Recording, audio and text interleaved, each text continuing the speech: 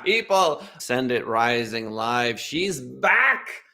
She's back. Surviving the Killing Fields. I have 2 signed copies. Can you believe that? Of her book in my kitchen. I plan on giving one of them away. If you haven't caught the first episode, you might want to swing on back. But let me quick summarize it for you. Imagine that your country is taken over essentially by some folks living on the outskirts, and they basically hate city people. You know, they just want you out, and they take over the capital, and before you know it, you're walking an incredibly arduous trail to God knows where, and people are dying along the way. You know, the elderly, they can't make it, and you have to not only deal with the fact that this horrifying situation is happening to you, but also that these soldiers have somehow gotten into the mentality where this is fine. You know what I mean? Where someone has rationalized this to the point where it seems like a good idea to someone, and you're obviously the victim in this scenario, and you wind up in this camp, and you're a university student, and you have absolutely no experience farming, and there you are planting rice for God knows how many hours a day, and it's slavery basically. You're basically taken into slavery, and it's just this unbelievable. It's almost so horrifying that the mind, at least my mind, struggles to admit that it happened. If that makes any sense, it's like my mind's first reaction is like it doesn't make any sense. How could such a thing possibly happen? How could people get to that place in their head? But obviously, it did happen. And hearing these stories is so important, especially when we find ourselves in air-conditioned homes with, bank accounts and as much money as we want. I'm sorry, as much food as we want, that sort of stuff. So anyway, I have told this story no less than 20 times to just random people that I've been talking to recently. And basically, our guest today was at the point where she was about to die. And it was the love that she had for her mom that pulled her through. She saw other people dying and witnessed how the will to live can keep people alive. If you want to stay alive and you have that will, you can force yourself to live in some of these situations. And that's precisely what she did, because she wanted to get back to her mom. She was praying for an angel, and the angel showed up in the form of a soldier, a woman soldier, I want to say. So ladies and gentlemen, if you believe in magic, you might want to stay tuned, because it's gonna be magical. Welcome back to the show, the incredible Sara Im.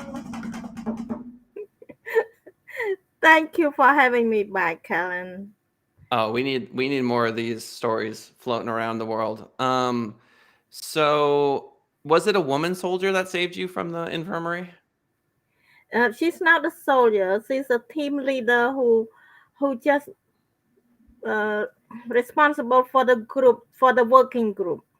Okay, but she was obviously not like a prisoner. She was some sort of authority on the other side, right?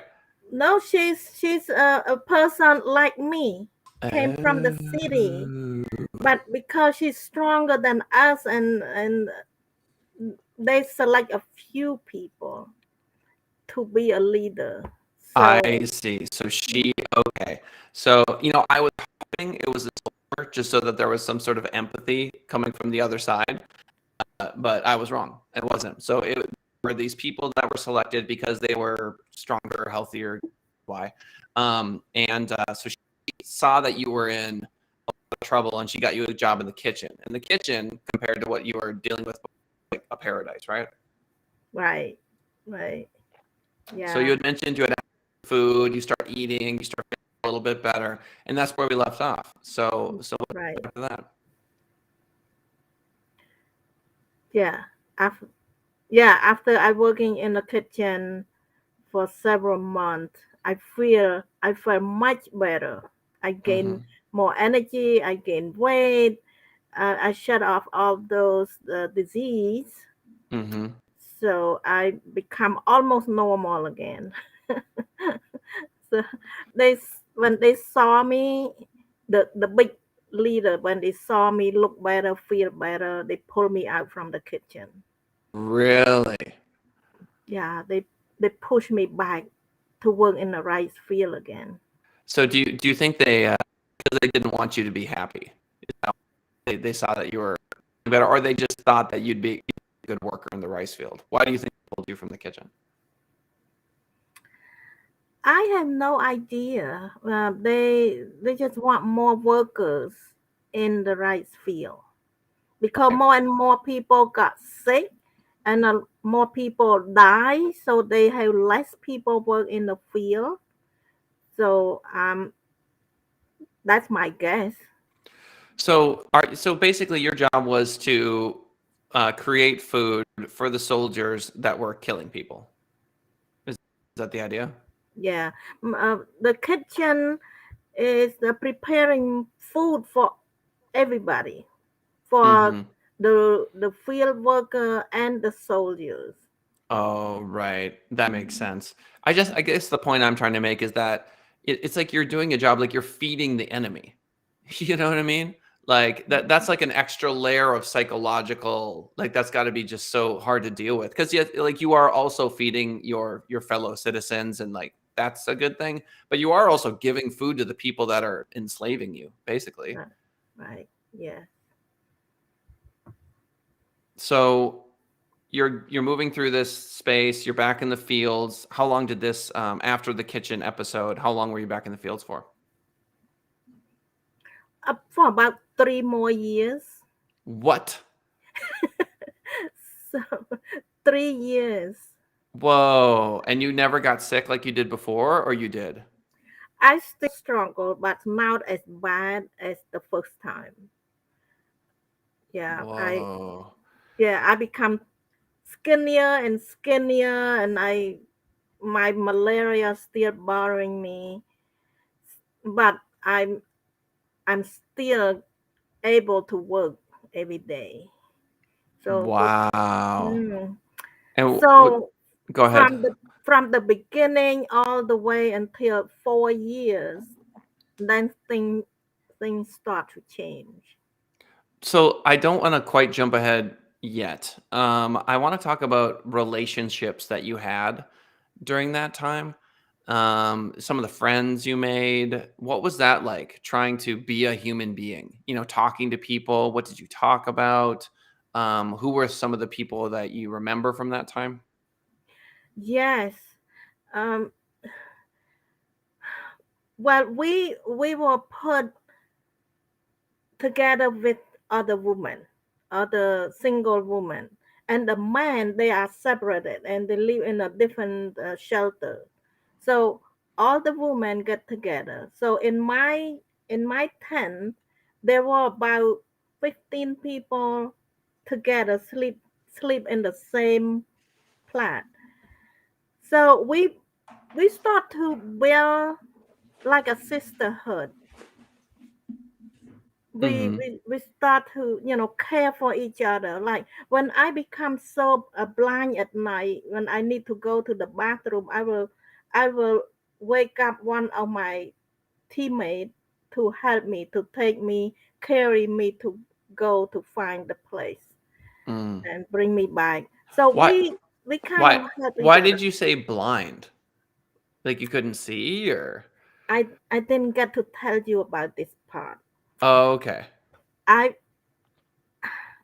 I become, I have this issue with my vision. Mm-hmm. They call it a night blindness. Oh. At nighttime, as soon as the sun go down, I become blind. What? Totally blind? Totally blind. Only at night. During the day, I can see everything.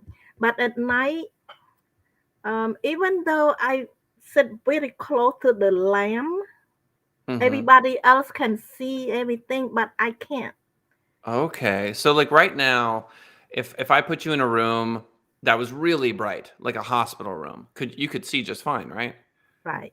So it's just low light conditions you really struggle to see. Yeah. Yeah. Okay. Interesting. Okay, so wow, that and have you always had that? Um, No, I recover after I got out from that situation. Oh, it was like a malnutrition issue. It was Malnutrition. I think this is my own figured out. I think I lack a vitamin A and E that are okay. that our eyes need. Wow. So I'm not the only one who suffered that condition.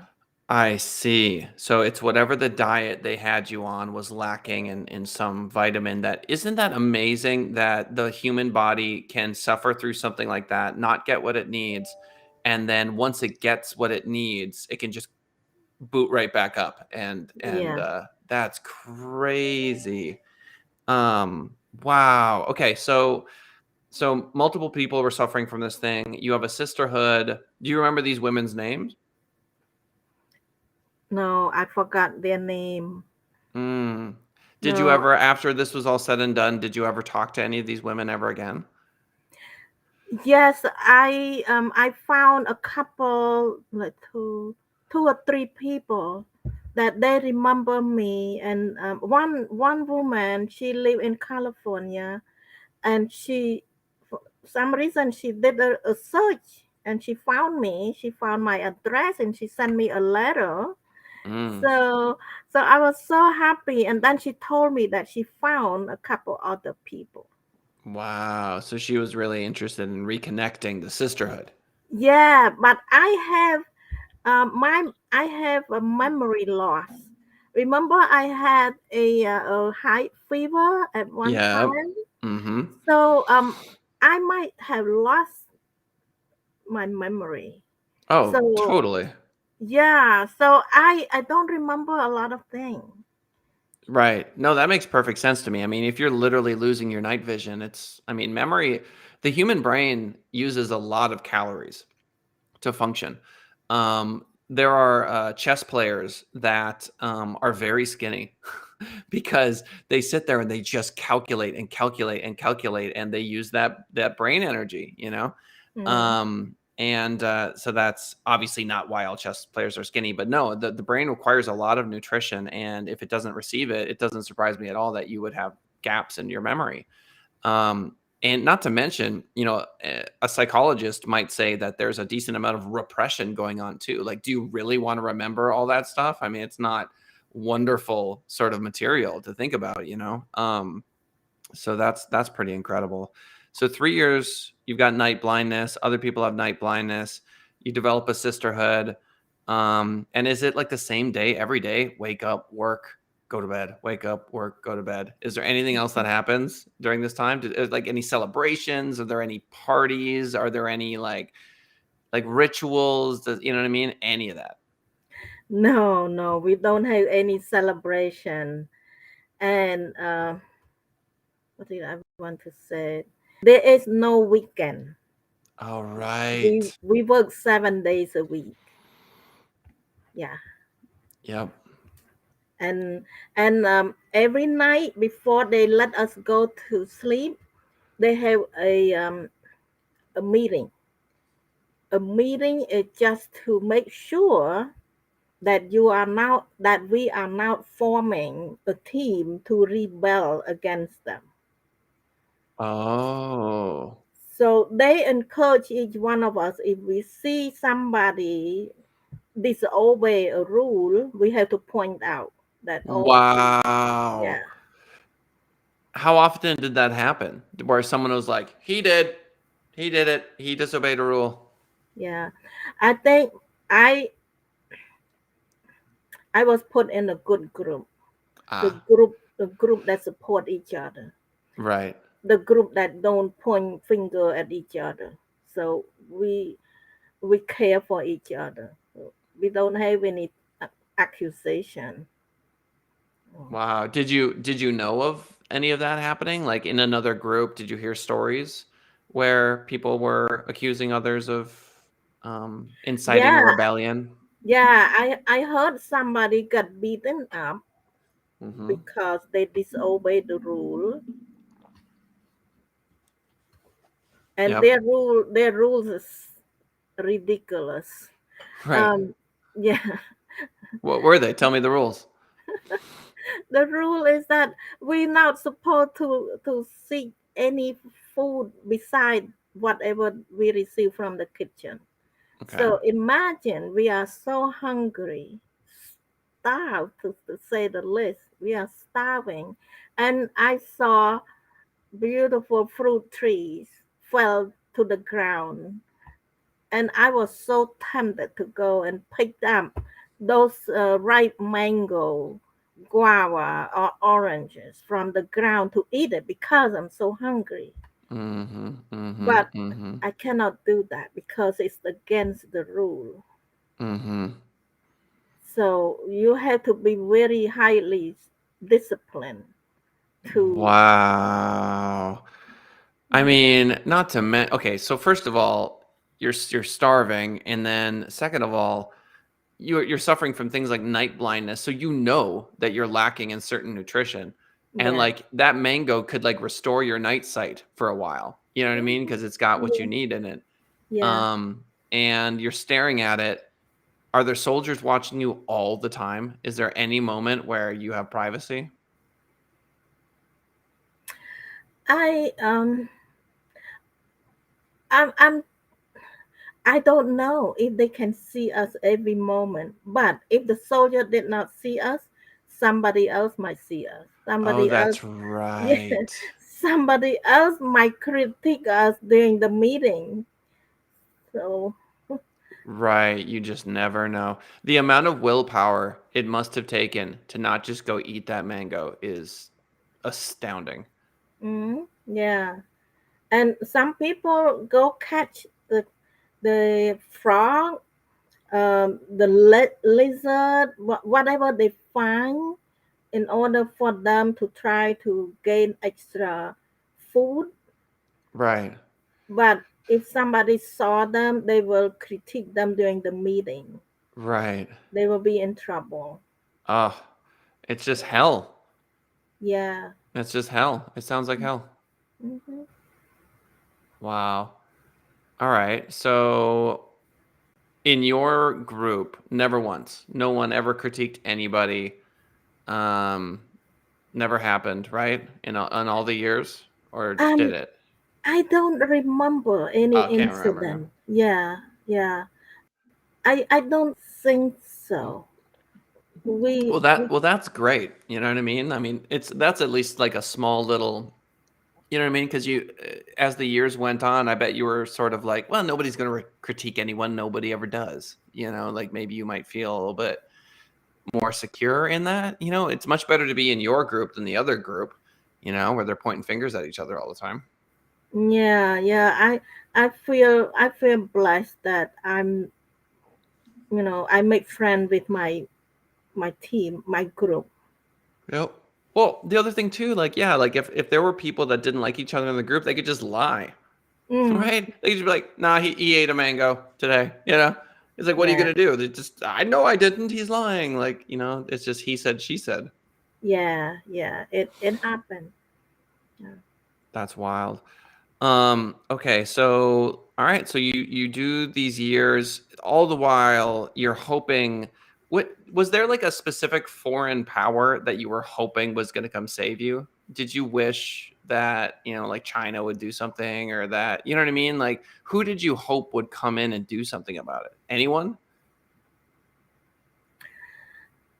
I don't have any hope about the rescuer. I could not think of anybody that come to rescue us. Mm, At that time, I felt like we fell into the big hole, and nobody know anything about us. mm, That's how I felt at that time. It just like nobody know what happened to us. mm. But So I have a glimpse of hope that something will change. But right, but what that change come from, I have no idea. right. Um, that's just I mean, I can't imagine. I don't know who the president of the United States was at that time, right? And I don't know who the world leaders were at that time, but they must have known. How did they not know? Of course they knew. They knew that this stuff was going on, right? Yeah, yeah, And the militaries of the world could easily show up and take out this, you know, stupid like little force, you know, that is, you know, attacking and enslaving you guys. Um but they just chose not to. I mean, isn't that? I mean, how do you forgive people? You know what I mean? Like those 3 years and all your friends who died and everything that happened. Yeah. Like, what would you say to those people? Like like the presidents of the world at that time. You know? Well, I cannot say anything because they didn't know how badly we were treated, Mm, how brutal we have been punished. They didn't know. mm, Uh, I think during that time was President Nixon. okay. Yeah, right after they they throw the bomb, a lot of bomb going around Cambodia and Vietnam border, kill a lot of people. Mm-hmm. So Okay. All right. So 3 years, right? You do these 3 years. You maintain a glimmer of hope. You survive. You must have seen a lot of people die of just yeah, malnutrition and sickness over those times. yeah, and Um, Go it's ahead. more than 3 years. It's almost four, Okay. very close to four. And in that part of the world, is there like a dry season and a wet season? Yes, yes, Okay. And is that really the only change? Is the temperature usually pretty much the same thing? It just is either dry or wet? yeah, Mm. yeah. The it's hot all the time. Yeah, that's exactly my point. Is it's like it must have been just unimaginably uncomfortable, or like it's raining and you're just being rained on, like you're just out in the field, right? I mean, it's not like you have an umbrella or you're going to go inside to your air conditioned apartment, and sit and watch Netflix. No, we work in the rain. Yeah, exactly. Like if it rains, you're being rained on, and and you just keep working. Those rice fields must have been gigantic. Were they huge? Yeah, they're huge. But I think in the rainy season it's better. At least it's cooler. But Ah, in the dry season it's very hot. okay. It'll be at least 100 degrees. Dude. Imagine you work outside all day, 15, 16 hours a day.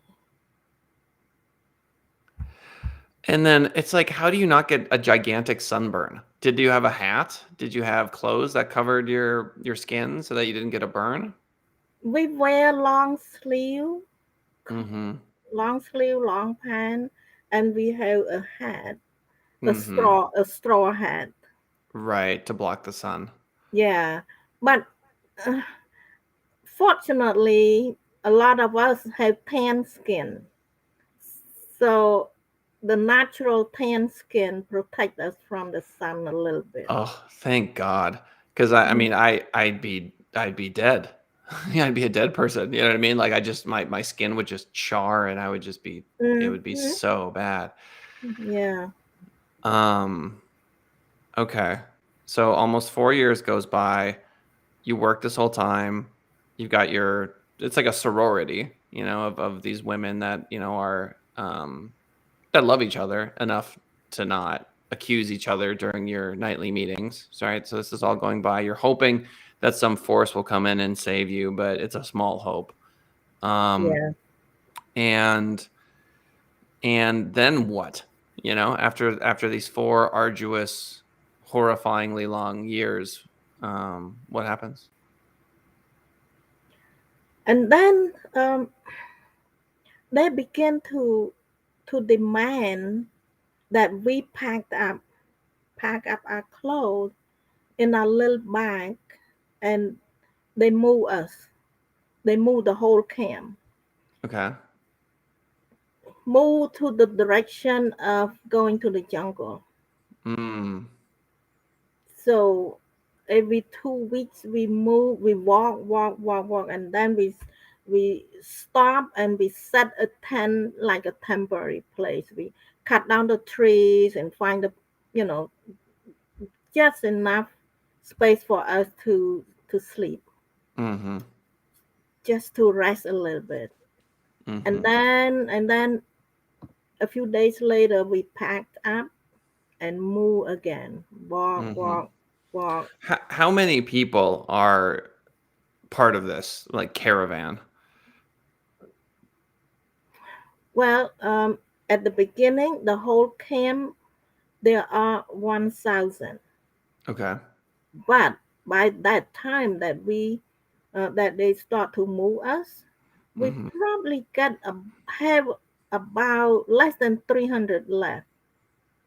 The Oh, rest, really? yeah, the rest of them already died. So, so there were 1,000 people. So when the camp initially started, like right away, like how many people would you say were there? One Was it one about, thousand. okay, so 1,000. Yeah. 4 years ago, there were about 1,000 people in the camp, but many people died during those 3 or 4 years, right? Yeah. Yes. So, so after those 3 or 4 years, when you were starting the migration, how many people were there? About You know, when you were um going to leave 4 years later, how many people do you think were in the camp? about less than 300. I would say maybe 280, Okay. 250 somewhere. All right. Mm, So you all move and people die in that journey too, yeah. right? Yes. Okay. Where did you finally land? Where did you end up? We keep moving further and further into the jungle, Mm-hmm. and then I decided to stop going with them. Wow. I My goal is to go home, to go find my family. When I see that they are leading us, they are pushing us into the jungle, I know it's not the direction that I want to keep going with them. Mm-hmm. So I start to make plan to escape. Wow. Okay. So you are um okay, 4 years into it. You're malnutritious. You're malnutrition. Do you have your night vision at this time? Did it come back, or are you still blind at night? I'm still blind at night. So you're blind at night and you're thinking of escaping anyway. So you have to escape during the day. N- I cannot escape during the day. They will see us. So I'm How not. do you escape when you're blind? I did not do it by myself. Ah, I asked three of my good friends, and I said, "Would you escape with me?" So they say yes, yes, wow. Okay, so you're moving further and further, deeper and deeper into the jungle, and you feel like there's no way they're gonna find me. If we get out of the camp, this is the jungle. There's a million places to hide. I think this is my opportunity to escape, right?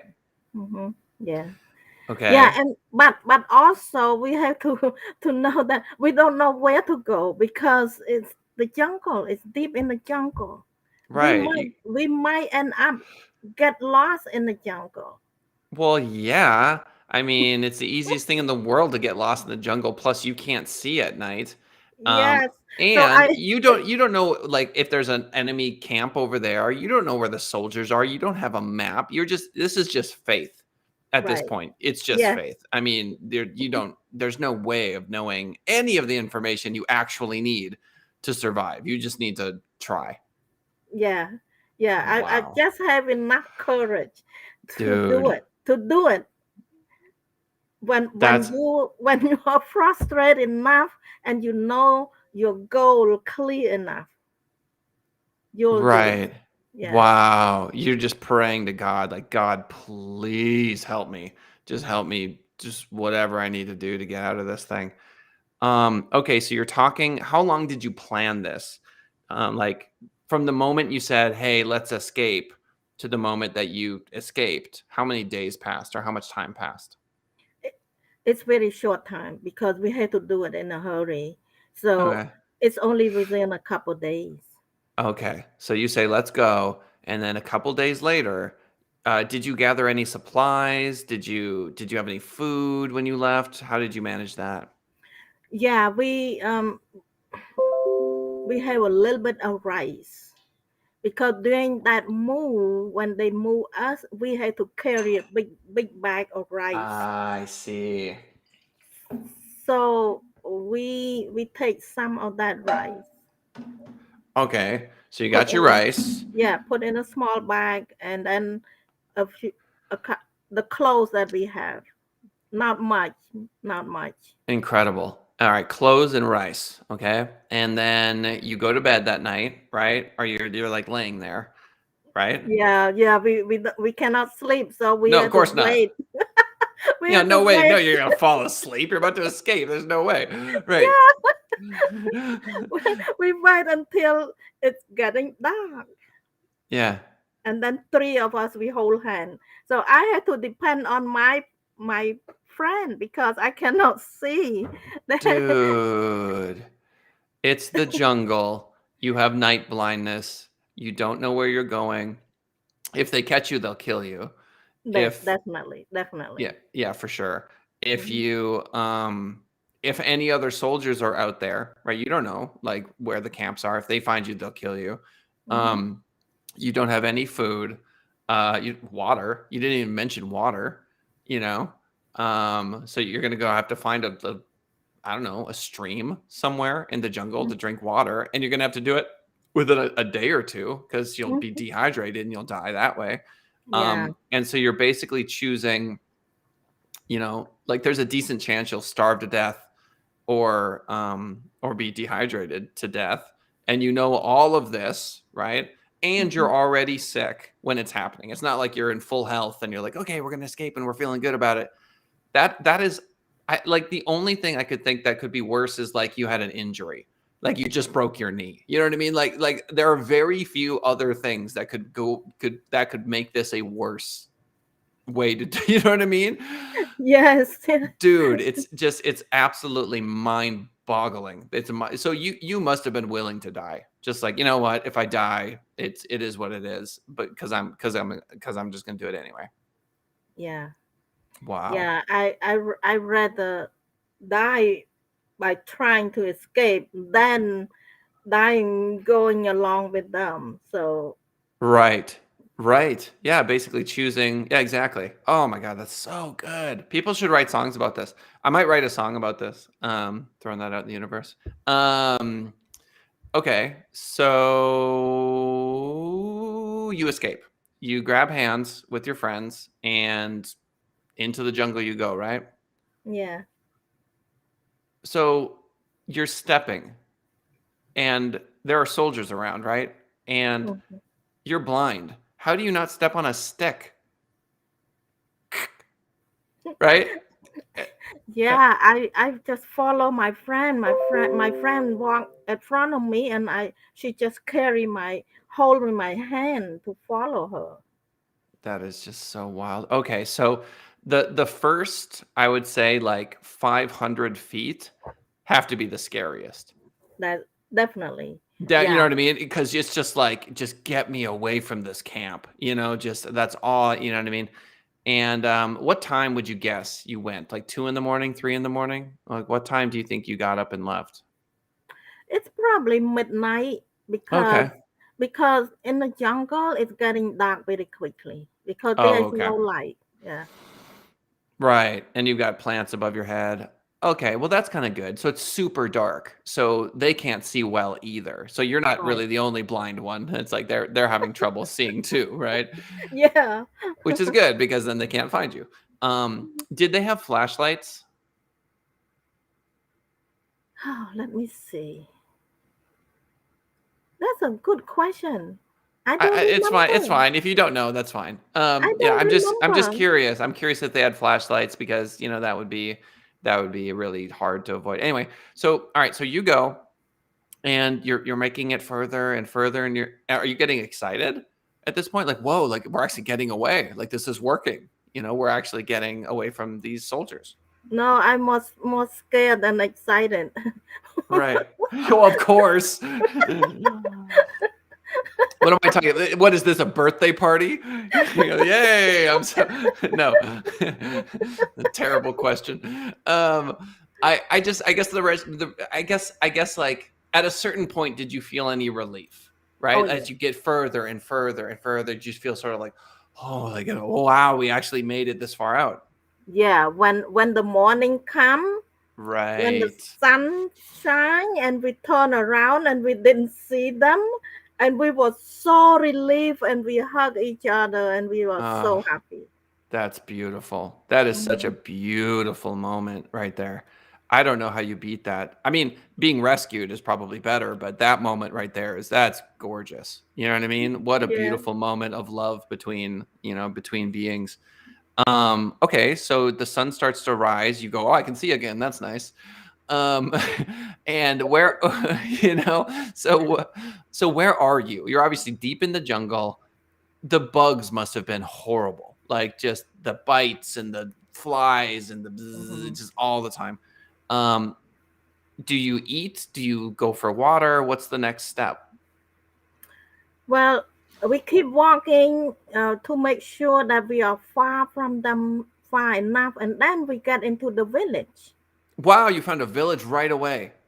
Not right away, but like That day.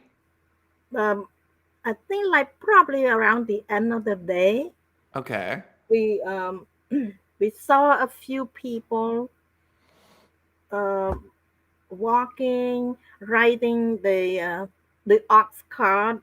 That's what they do during that time.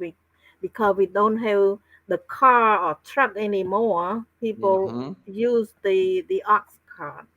Sure. So yeah, we saw some of them, and then we keep walking until we see some houses in the village. Wow. So when you left, did you know where the village was? In what direction? Did you have any idea? You got No, so lucky. You got so lucky that you headed in the right direction.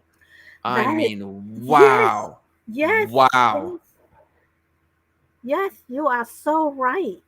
So the only thing that I can say is this: God must have directed our path. That is incredible. That's incredible. Because I bet if we looked at a map of where you were, there were probably 9 out of 10 times you would have just been in the jungle. Like, you know what I mean? In any other direction, for days and days and days and days, you would have just been completely Yeah, just trying to survive in a jungle, with night blindness. yeah, yeah. We And can here, go. We can go around the circle and all, and oh, try to. totally. Yeah, as if right, as if like going in a straight line in the jungle is easy. That's Yeah. incredibly hard. I mean, it's so hard. The jungle is probably the most difficult terrain to navigate on the planet. Was it hilly? Was it like were there inclines? Was it this sort of thing in the jungle or was it flat? It's flat. Mm, Yeah, there are some hilly place in Cambodia, but where we were, it's pretty much flat. incredible. So you're walking. Okay, so hooray! Thank God, a village. And how did you? I guess you had no idea whether or not that village had soldiers in it. I mean, you didn't know, right? So I you get to didn't. this village. Now what happens? Um, I remember then I got sick. My stomach bothered me, and I had diarrhea and all the sickness. So, at one point, I could not keep walking, so I had to stop. And then my friend went into the house, the villagers, and asked for help. So Right, um, they gave us some water and some rice, right. something. So we rest for a night before we keep going. Okay, so when you met these villagers, I mean, what did that feel like to see someone, just a villager? Were you just so happy? Like, what was that? What was the emotion you felt when you found that village? So I was so happy. I could not believe that I have not seen people like that for four Hmm. years. And So I, why I why go ahead. Yeah, go ahead. it just so strange because I was not in the village at all during those time that I was in captivity with 1,000 people. I Mhm. I was not associated with any villager, so I'm happy to see them. And are they afraid to see you? Are they afraid that if they help you that the soldiers are going to come and hurt them in any way? I don't think so because it's all girls. We are girl, and I'm pretty skinny, skin and bone. They are not afraid of me, of Right. course. And I found out later. I don't know if you want me to jump ahead. I don't know. I'm not sure. Let's not jump ahead. No, No, don't jump ahead. I don't want you to jump ahead. okay. I'm enjoying going through the process. Okay, just foreshadow. There's something interesting about this. Okay, but they're nice. They're nice to you. They feed you.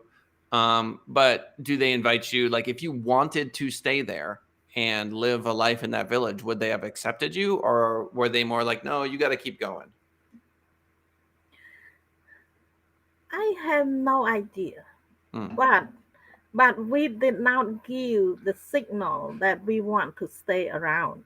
Right, I asked for direction to my hometown. I know exactly where I want to go, and I right, asked them for help. Where should I go? What direction should I go if I want to go to my hometown? This I give them the name, right, and some of them didn't know how to direct me, and some of them know how to. They just right. came. Yeah. How far away was it? Mm,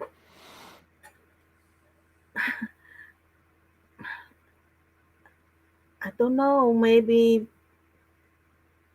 almost 100 miles away. Okay, all right. Yeah, So that's a long journey, and you need food, right, and mhm, water to get there, and you yeah, don't have any money.